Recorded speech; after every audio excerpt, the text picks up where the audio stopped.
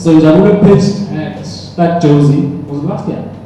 Yeah, it was last year, and we happened to have the CEO of GEP, that is Gauteng Enterprise Propeller at the time, and it was one of those things where opportunity meets luck. You know, you get the right place at the right time, and he got hooked up. And cut a long story short, he got funded grant capital of $1 million. He's been to China, he's developing his product, he's doing amazing things. I want him to introduce himself and tell him about, tell us about him.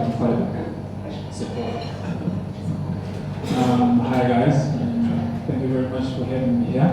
My name is Jamulo Mapatini and I'm a tech entrepreneur, a Joburg tech entrepreneur. It's been a really interesting journey. I've been in this space for quite a while right now. I'm from the East End, but currently living in Joburg, and I've been an entrepreneur for quite a while now. I'd say I think since 2006, when me and friends in high school started a t-shirt brand. So we started painting on t-shirts.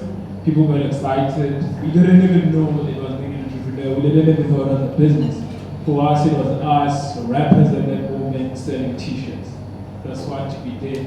And then fast forward to 2011, that was the first time where I actually left my corporate employment to actually try this crazy journey full time. And I remember thinking to myself, it's just going to take like 4 months, then the millions would come. Big idea. You know what I mean? 4 years later, nothing had happened yet. You know, it was, if anything, things seemed to be quite horrible, things seemed to be quite bad and everything like that. So it's really been an interesting journey from that point, a journey of discovery. I went through a lot of startups that actually failed. Until fast forward to somewhere around 2013, where we started playing around with this concept of having solutions for charging, because smartphones were coming into the market, but everyone couldn't get right the battery situation. And I think we thought to ourselves, if nothing could be done with the battery itself, if anything, maybe there would be another alternative way to charge on the go, another alternative way to charge. And then we did our research and we linked up with a few manufacturers who were already in the space.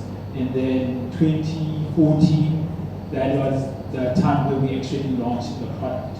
So I think that pretty much summarizes the journey in the background. Okay, so let's go back to basics. What did you study? All right. After matric, I have a bit of experience as far as importing is concerned. I'm currently doing my BCom with UNISA, specializing in entrepreneurship. That is also taking a bit too long, but yeah. Why are you studying entrepreneurship? Look, I think for me, why I specifically chose to study entrepreneurship was the fact that it was sort of me committing to myself that this is what I want to do. We, especially around those times, around 2008, 2009, when I started registering to study entrepreneurship, entrepreneurship wasn't that popular. You know, it wasn't as the space and this era that we have now. And now it's buzzing. You know what I mean? And so for me, at that point, it was you were doing that thing, but you weren't 100% on it. It was I'm gonna try it, but if anything fails, I'm gonna go back to the nice paper and for the family kind of thing. So back in those days, that's another thing that is quite interesting about this era that we're in. You know, back in those days, entrepreneurs were not considered. Back in those days, it wasn't as buzzing as it is right now. You know, I was talking to a few friends of mine a few weeks ago, telling them that it's as if we've moved from becoming the villain to now becoming the hottest chick in campus. Alright, so summarize it for us. What do you do right now? All right. Okay. At least now I'm able to summarize it in one sentence. So I'm a tech entrepreneur right now, both software as far as building apps as well as hardware in terms of the other products that we do with Booster.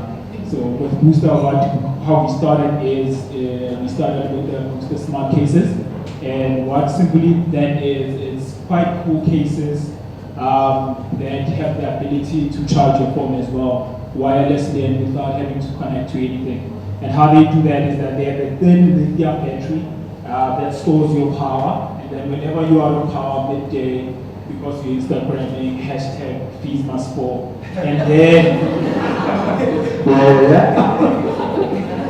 and then you switch on your Booster, and then it starts transferring power to your phone. Are you making money? Yes, we are making money. In the 3 zeros, 4 zeros? Not in the 3 zeros yet. Yeah, but we are making money. I think we've had a fair good journey.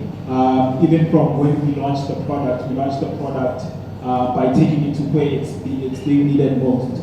So before we started engaging the retailers, and also what's interesting about our journey also the fact that we did our R&D with the people. So you know, it's always safe to do your R&D first, then take your product out to market. But we learned the dynamics of our company, the dynamics of our product with the people. We had to learn what works for the SA market and everything like that. So the initial direction that we took is we've always started trying to get into your big retailers, your Vodacom, your Celtic and everything. Let us start at the events where people are. And it was an excellent place because that's where people can't even charge on their cars or anything like that. And we made good money from those expos. We made like 20K from like a weekend, an expo and things like that. So that was what was cool about it, that from the get-go we were able to start generating revenue. So would you call that like, does that fit into the lean startup methodology in terms of customer or product development? Definitely. I think it does. I had not learned the lean startup thinking at that point, but I think it was quite good for us that we took the product out to the people. Yes, there were some expensive mistakes that were done during the process, but I believe as a startup, there's nothing that really beats you getting out there and putting yourself out to the market. Because I was speaking to a friend of mine saying that one way that I could really summarize a startup journey is it's like being properly suited up in your best attire, in your best suit, but your socks have holes. That's the best way I could explain the life of a startup. Because we do everything we can to come out presentable to the market, to come out presentable to that big meeting. You know what I mean? You go on WordPress, there is shaking on our website going, you know what I mean? You keep on telling people that, no, I don't believe in websites, I don't believe in business cards, I have a digital business card. And we all know that as a startup, you know that it's because I don't have money to print the damn business cards. You know what I mean? And those are the holes that I'm referring to. And those are the kind of things that we fight with all our breath that people shouldn't see. You know, when you have that major meeting that you have, you do everything, you know what I mean? And we justify ourselves continuously and be like, no, I'm actually using an Uber, I'm there right now, and I'm at the pre-taxi right on my way to a huge business deal going to Sansa. And that's what I pretty much mean when I say that a startup is like really being suited up but finding yourself with holes in your pocket. And I've learned to accept that. I've learned to accept that it's part of the journey. It's what is required from a startup. You need to pull everything you can to look all nice and clean. You need to pull, it's like someone coming with their home over to work, but they still won't suit it up and anything like that. You need to ensure that when you get to that boardroom, what I believe in is that when you get to that boardroom, the only thing that must be discussed is the business. It's, are you giving me the business or not? It mustn't be, I saw your website, what's happening with that? it mustn't be, I saw your presentation that you sent me, ABC is wrong and everything like that. So you pull whatever strength that you can. If you need to lie if you need to do that. Borrow someone's card if you need to do that. Pay Uber Black, the luxury edition, if you need to do that. But it's what's required for a startup, especially for that, I call it that up and coming season, that your first year where your main focus is, look, let me just get out to the market. Let me just get out to the market, let customers start using my product, let me get people interested, let me get attention on my startup as a whole. Okay. Yeah. There's something that I once heard you say on radio, and I actually made a note of it. Is that most of the time entrepreneurs don't research the viability of the idea because they're too consumed by the excitement of the idea. What did you mean by that? Well, what usually happens with a startup is that you always find, well, a typical startup and a typical entrepreneur, whatever they face is, they find themselves starting from a very dry corner.